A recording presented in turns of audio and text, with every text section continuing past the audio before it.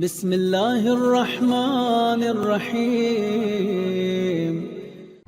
کے لیے انسان کو اپنا بہت کچھ کھونا پڑتا ہے، خدا کی طرف بڑھنا آسان نہیں ہے۔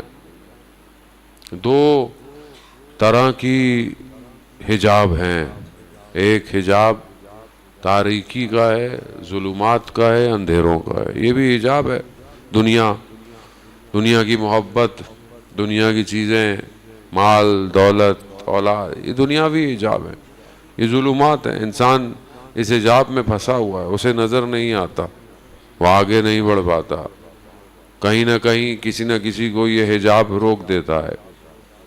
لیکن اس کے علاوہ جو لوگ اپنے آپ کو اس سے نکال دیتے ہیں، بلند کر دیتے ہیں، ان کے لیے دوسرا حجاب ہے، اور وہ حجاب نور کا حجاب ہے۔ خود مقام پر پہنچ کر بھی انسان حجاب کا شکار رہتا ہے۔ ایسے مقام کہ جہاں پر انسان یہ سوچے کہ ملائکہ تک پہنچوں، لیکن ملائکہ کے ساتھ بیٹھنا بھی وہ آسان نہیں ہے، ملائکہ کی صحبت ملائکہ کو بھی آسان نہیں ہے۔ جسے نصیب ہو وہ اس لذت کو کہاں ترک کرے گا، مگر یہ خود بھی حجاب بن جاتا ہے۔ لقاء اللہ، خدا سے ملاقات آسان نہیں ہے۔ جتنا بہرحال ٹوٹا پھوٹا مطالعہ کیا، وہاں یہی نظر آیا کہ انسان ہر لمحے میں گھرا ہوا ہے، ایک جگہ سے نکلتا ہے تو دوسری جگہ پھنستا ہے، وہاں سے نکلتا ہے تو تیسری جگہ پھنستا ہے۔ آزادی وجود سے نکل کر اس کی طرف، کمال یہی ہے۔ یہ آزادی نہیں ہے جسے دنیا تعریف کر رہی ہے۔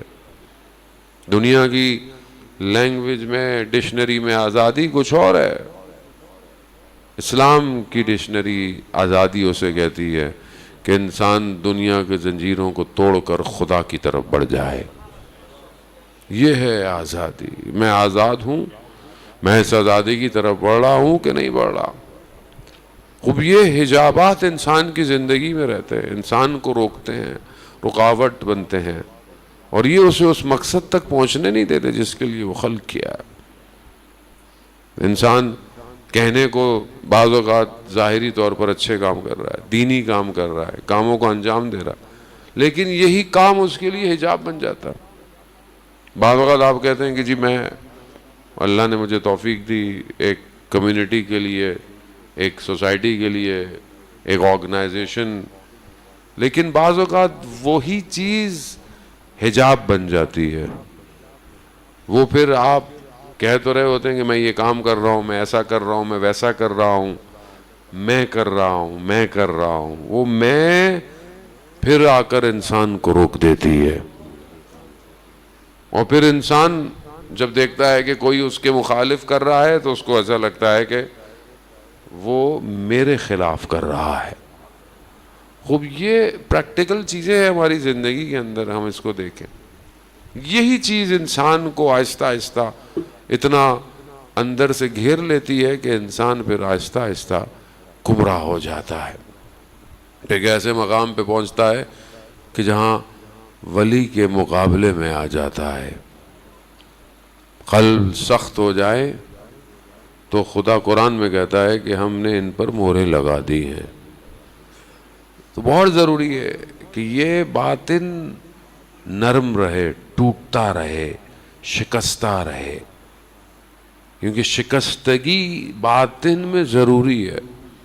انسان ساری زندگی گھمنڈ میں رہے، میں بڑا ہوں، میں ایسا ہوں، میری بات سننی ہے، میری بات کے سامنے کوئی اونچی آواز بلند نہ کرے، گھر میں کوئی میرے آگے اونچا نہ بولے، اولاد کچھ نہ کہے، کوئی مجھے مشورہ نہ دے، یہ انسان تباہی کے دہانے پر کھڑا ہے۔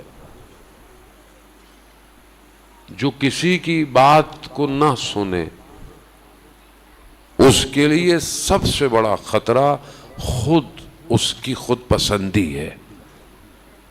یہی انسان کو گرا دیتی ہے۔ انسان کہاں خدا تک پہنچے گا؟ نماز حجاب بن گئی، پہلی صف میں نماز پڑھتا ہوں، پہلی صف میں ایک دن دیر ہو گئی، صف میں نہیں پہنچ پایا، پیچھے صف میں نماز پڑھ رہا ہوں، نماز پڑھتے ہوئے خیال آیا آج لوگ کیا کہیں گے، میں پہلی صف میں نہیں پڑھ رہا تھا، تو یہ نماز اللہ کے لیے تو نہیں تھی، یہ تو لوگوں کے لیے تھی۔ پھر وہ یعنی اتنا آدمی، لوگ یہ کیسے خوبی پھنساؤ، گرفتار، چھوڑ نہیں رہا اندر سے نفس، موقع نہیں دے رہا کہ یہ ذرا سا سفر کر پائے۔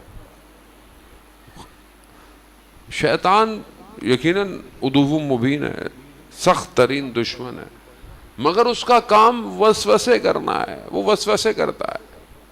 اگر آپ اس کی بات میں آ گئے تو آپ چلتے رہیں گے، لیکن آپ نے ذرا اس کو جھٹک دیا وہ گر جائے گا، پھر آئے گا۔ چھوڑتا وہ بھی نہیں ہے، چھوڑتا بالکل بھی نہیں ہے، آخر وقت تک نہیں چھوڑتا انسان کو۔ جب انسان کی روح نکل رہی ہوتی ہے اس وقت انسان کو شدید پیاس لگتی ہے۔ میرے روایات کہتی ہیں جب انسان کی روح نکلتی ہے اسے پیاس، اس وقت وہ پانی لے کے آتا ہے، کہا ابھی بھی وقت ہے، انکار کر دو میں تمہیں پانی دوں گا۔ سوچیں کتنا انسان بدبخت ہو کہ ساری زندگی خدا کو مانے اور آخری وقت میں انکار کر جائے۔ وہ چھوڑتا بالکل نہیں ہے۔ یہ مت سوچیں کہ شیطان نے، نہیں، شیطان وہ آباء و اجداد سے واقف ہے ہمارے، کتنی اس کی لمبی زندگی ہے، کس کس کو نہیں پہچانتا وہ۔ میرے پردادا کو جانتا ہے، دادا کو جانتا ہے، یہ بھی جانتا ہے کہ ان میں مشکلات کیا تھیں، ان کے اندر کیا تھا، وہی جین اس کے اندر بھی پائی جاتی ہے، واقف ہے وہ۔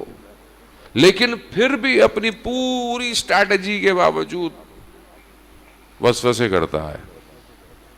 میں خود کتنا، آپ ہر وقت ہر کام میں آپ شیطان کو بلیم نہیں کر سکتے کہ شیطان کو روزہ قیامت بولیں گے میں نے تو وسوسے کیے تھے، خود آ گیا تھا۔ یہ شیخ مفید کی زندگی کا واقعہ، ان کے شاگرد نے خواب میں شیطان کو دیکھا، شیطان کے ہاتھ میں مختلف چینیں تھیں، کوئی پتلی تھیں، کوئی باریک تھیں، کوئی ہاربر کی طرح، وہ جو شپ کو روکنے کے لیے بندرگاہ میں ڈالی جاتی ہے، کتنی بڑی چین ہوتی، وہ تھی۔ تو اس نے پوچھا یہ کیا ہے؟ یہ کہا کہ جس طرح کا ایمان ہوتا ہے اس طرح کی میرے پاس زنجیریں ہیں، ہر کسی کے حساب سے الگ الگ۔ کہا یہ اتنی سب سے بڑی یہ کس کے لیے ہے؟ کہا یہ تمہارے استاد کے لیے۔ شیخ مفید کہا تمہارے استاد کے لیے، لیکن وہ بھی اس نے توڑ دی، اور کہا میرے لیے کیا ہے؟ کہا تمہارے جیسے کو زنجیر کی ضرورت نہیں ہے، تم ایسے ہی آ جاتے ہو۔ کچھ لوگ ہیں ہوا چلتے ہیں گمراہ ہو جاتے ہیں، جو ذرا سا گزرا سب گزر گئے۔ اتنا ہلکا ہے بعض اوقات انسان، سے کنٹرول نہیں ہے اس کے اوپر، انسان کنٹرول نہیں ہے۔ تھوڑی چیز، چھوٹی سی چیز کے لیے نہیں روکے گا، بڑی چیز کے لیے نہیں روک سکتا۔